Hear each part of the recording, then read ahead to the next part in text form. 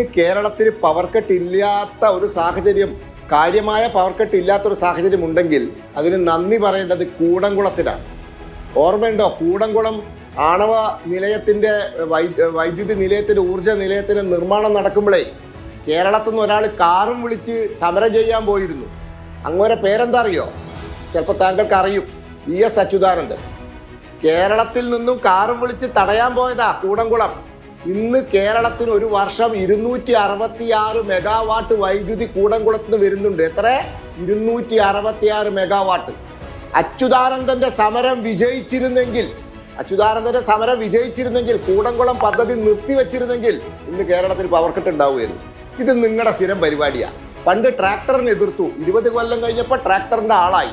പണ്ട് കമ്പ്യൂട്ടറിനെ എതിർത്തു, 20 കൊല്ലം കഴിഞ്ഞപ്പോൾ കമ്പ്യൂട്ടറിന്റെ ആളായി.